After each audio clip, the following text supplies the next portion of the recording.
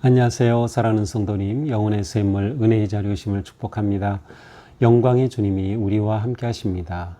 우리와 함께 하시는 주님을 찬양합니다. 기도합시다. 주님 감사합니다. 삶의 위기와 두려움 속에서도 언제나 소망과 생명의 빛으로 인도하여 주시는 주님, 오늘도 주님의 그 사랑 안에서 복된 하루를 살아갑니다. 오늘 하루도 주님의 말씀 의지하며 말씀의 인도하심을 따라 승리하는 하루가 되게 하옵소서. 어떤 위기 상황 속에서도 하나님의 함께하심과 하나님의 승리와 영광을 바라보며 담대하게 믿음으로 결단하며 나아갈 수 있도록 성령님 함께하여 주시옵소서. 오늘도 말씀을 읽고 묵상하며 나눌 때 성령님께서 저의 마음을 열어주시고 우리의 길을 복된 길로 이끌어 주시옵소서. 예수님 이름으로 기도합니다. 아멘. 오늘 말씀은 스가랴 14장 12절에서 21절입니다. 예루살렘을 친 모든 백성에게 여호와께서 내리실 재앙은 이러하니 곧 섰을 때에 그들의 살이 썩으며 그들의 눈동자가 눈구멍 속에서 썩으며 그들의 혀가 입 속에서 썩을 것이요 그날에 여호와께서 그들을 크게 요란하게 하시리니 피차 손으로 붙잡으며 피차 손을 들어 칠 것이며 유다도 예루살렘에서 싸우리니 이때에 사방에 있는 이방 나라들의 보화 곧 금, 은과 의복이 심히 많이 모여질 것이요 또 말과 노새와 낙타와 나귀와 그 진에 있는 모든 가축에게 미칠 재앙도 그 재앙과 같으리라. 예루살렘을 치러 왔던 이방 나라들 중에 남은 자가 해마다 올라와서 그 왕 만군의 여호와께 경배하며 초막절을 지킬 것이라. 땅에 있는 족속들 중에 그 왕 만군의 여호와께 경배하러 예루살렘에 올라오지 아니하는 자들에게는 비를 내리지 아니할 것인즉 만일 애굽 족속이 올라오지 아니할 때에는 비 내림이 있지 아니하리니 여호와께서 초막절을 지키러 올라오지 아니하는 이방 사람들의 사람을 치시는 재앙을 그에게 내리실 것이라. 애굽 사람이나 이방 사람이나 초막절을 지키러 올라오지 아니하는 자가 받을 벌이 그러하니라. 그날에는 말방울에까지 여호와께 성결이라 기록될 것이라.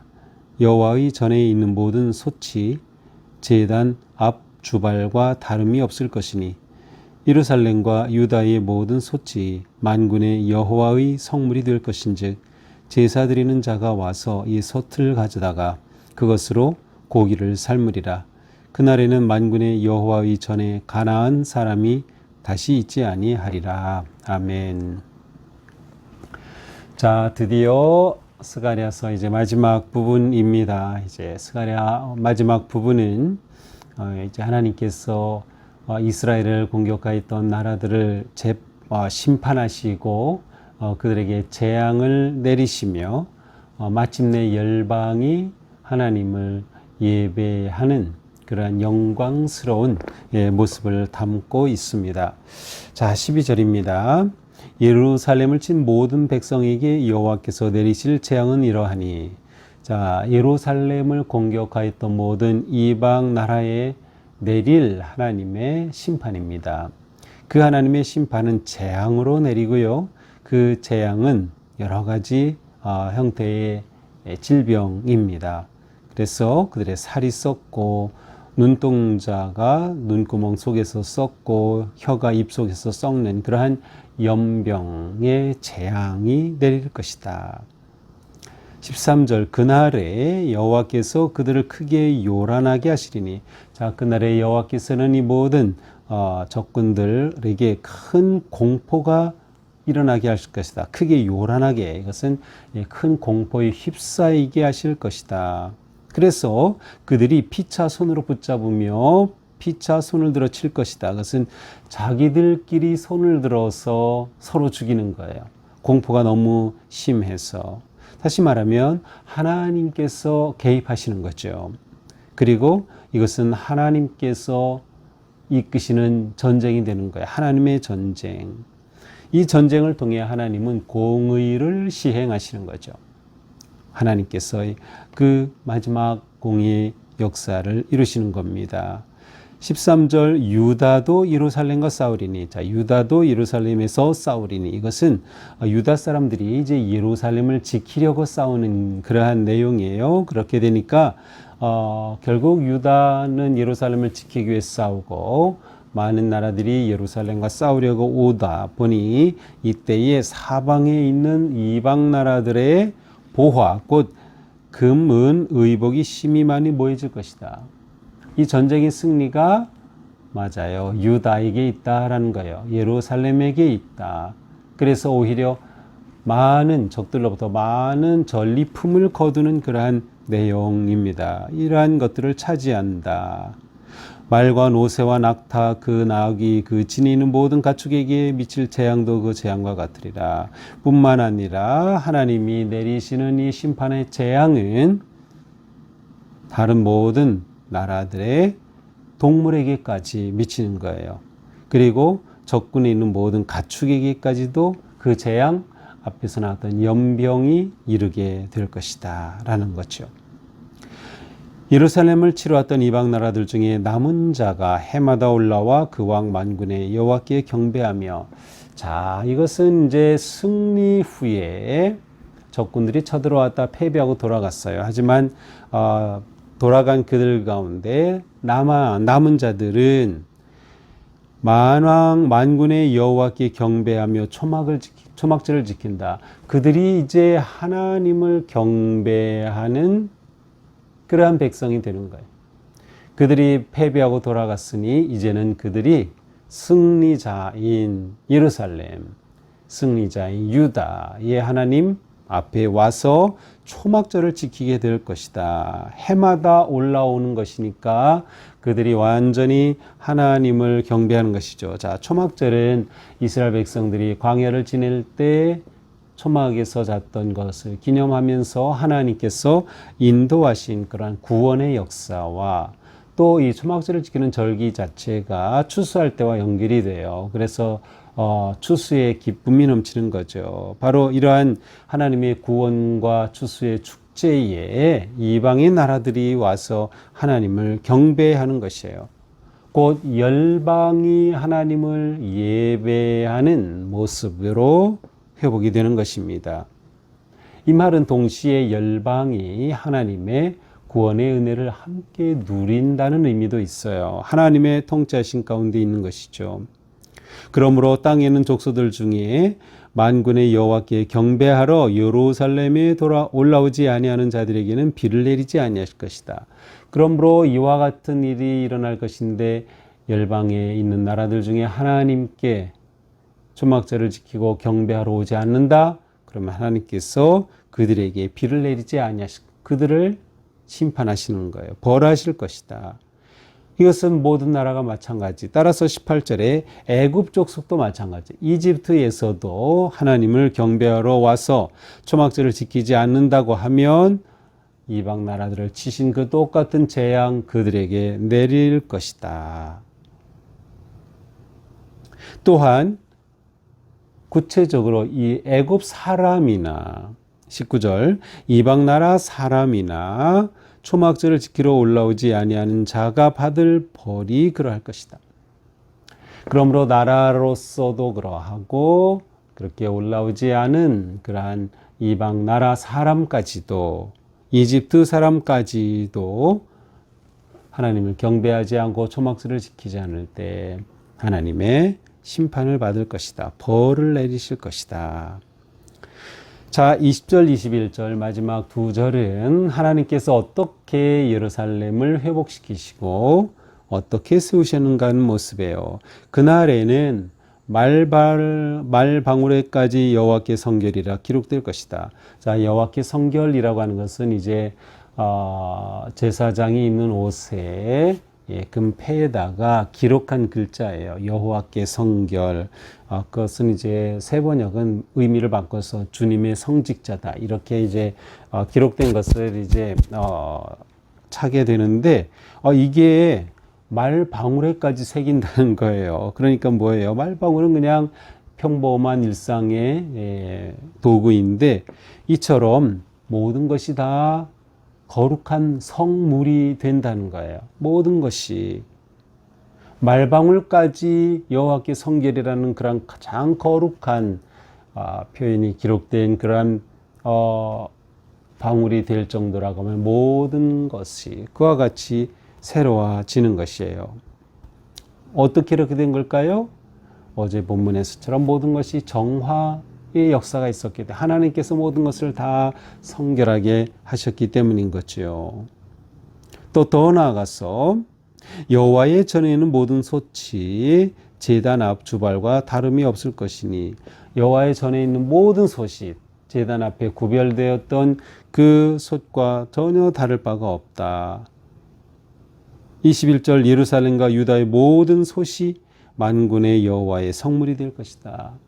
그런 모든 솥까지도 다 거룩한 것이. 그러니까 이게 원래는 성전에 있어야 할 거룩한 성물이 되는 것이에요. 모든 집집마다 있는 솥이 말이죠. 어떻게 보면 이 거룩함의 격상이라고 할까요? 모든 것들이 아주 거룩함에 있어서 확 격상이 되는 그러한 모습이 되는 거예요. 그러므로 제사를 드리는 자가 와서 이 솥을 가져다가 그것으로 고기를 삶으리라. 제사를 드릴 때 성물로 쓰이는 그 솥의 모든 솥이 다 그렇게 될 것이다. 그날에는 만군의 여호와의 전에 가나안 사람이 다시 있지 아니하리라. 자, 가나안 사람이라고 되어 있는데 세번역에서는 상인들이라고 되어 있어요. 그래서 가나안의 상인이 아주 대표적으로 유명한 그러한 그 표현인데 상인들이 없을 것이다. 이거 마치 성전에서 예수님께서 성전에서 장사하는 사람들을 내쫓으시면서 거룩한 분노를 보이셨던 저는 기도하는 집이다. 악마의 소굴로 만들었구나 하셨던 그 장면이 문득 떠올라요. 바로 상인들이 이 성전에 있지 않을 것이다. 이 성전은 거룩하게 구별이 되어 하나님을 예배하는 자리가 되는 거예요. 그래서 이스라엘은 물론 이방의 나라들까지도 이방인들까지도 와서 하나님을 예배하고 경배하고 초막절을 지키는 놀라운 역사가 일어나는 거죠. 자, 이것이 스가랴서의 마지막 그림이에요. 이 그림은 무엇이에요? 온 열방이 하나님을 예배하는 그 나라로 세우신 거예요. 이것이 마지막 종말에 기대하는 모습, 그때 일어날 모습인 거죠. 이렇게 스가랴는 아주 거룩하고 아름다운 모습으로 마무리를 하고 있습니다. 자, 이렇게 모든 성물이 되고 모든 것이 거룩하게 된다라고 하는 것은 한편으로는 예루살렘 자체 아니면 예루살렘 전체가 하나님 앞에 성전과 같이 완전히 구별된 그러한 모습이에요. 그래서 마치 요한계시록의 새 하늘과 새 땅과 같이 완전히 새롭게 구별되고 거룩하게 된 예루살렘 전체의 이미지를 또한 보여줍니다. 자, 오늘 말씀을 보면서 우리는 종말적 소망과 소명, 사명을 우리는 생각하게 됩니다. 하나님께서 보여주시는 진정한 마지막의 영광은 무엇이에요? 온 열방이 하나님을 예배하고 경배하는 것이에요. 하나님은 예배의 회복을 기뻐하신다. 그래서 우리에게 있어서 진정한 영적 승리다. 믿음의 승리는 무엇이에요? 하나님을 예배함을 지켜내는 거예요. 우리의 예배가 회복되는 거예요. 나의 예배가 회복이 되고 너의 예배가 회복이 되고 우리의 예배가 회복이 되어 온 열방이 하나님을 경배하는 그 날이 되는 것이죠. 따라서 우리는 끝까지 복음을 전하고 온 열방을 향한 전도와 선교의 열정을 놓치면 안 되는 거예요. 온 나라가 하나님을 예배하고 열방의 하나님을 예배하는 그날을 우리가 꿈꾸기 때문인 것이죠. 또한 우리는 거룩함을 회복해야 한다. 예루살렘의 일상의 기구까지 거룩하게 회복이 되었던 것처럼 우리 존재가, 우리의 관계가, 우리의 삶이 모든 일상이 거룩하게 하나님 앞에 구별되는 정화되고 성결하게 세워지는 그러한 삶, 그것이 우리가 마지막 때에 보여주어야 할, 또 추구해야 할 우리의 모습이다. 우리는 이 마지막 종말적 소망과 사명을 가지고 현재를 우리는 성실하게 믿음으로 모든 어려움을 이기며 나아가는 것입니다.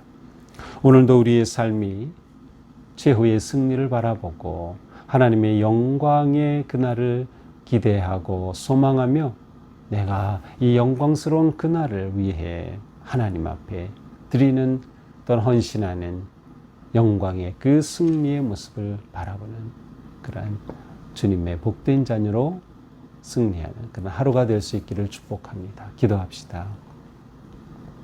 주님, 스가랴의 아름다운 마지막 영광은 종말의 때 하나님이 온 땅을 심판하시면서 온 땅이 거룩하게 성결하게 변화되고 예루살렘이 온전히 성전이 되고 온 열방이 하나님을 경배하고 예배하는 아름다운 모습의 소망을 보여주시니 감사합니다. 저희도 믿음으로 살아가면서 이처럼 열방이 하나님을 예배하는 그날을 바라보게 하여 주시옵소서. 저희의 삶에서부터 예배가 회복이 되고 거룩함이 회복되게 하여 주옵소서. 우리 교회가 이렇게 회복되게 하여 주시고 온전한 예배가 회복이 되어 하나님의 영광을 높이는 거룩한 그날을 이루어가는 저희가 되게 하여 주시옵소서. 오늘 하루도 저희의 말과 생각과 행동에 있어서 주님 앞에 거룩한 삶 지켜가는 하루가 되게 하여 주옵소서. 예수님 이름으로 기도합니다. 아멘. 네, 오늘도 주님 은혜로 우리의 삶이 이처럼 소망 가운데 승리하는 복된 하루가 되기를 축복합니다. 사랑합니다.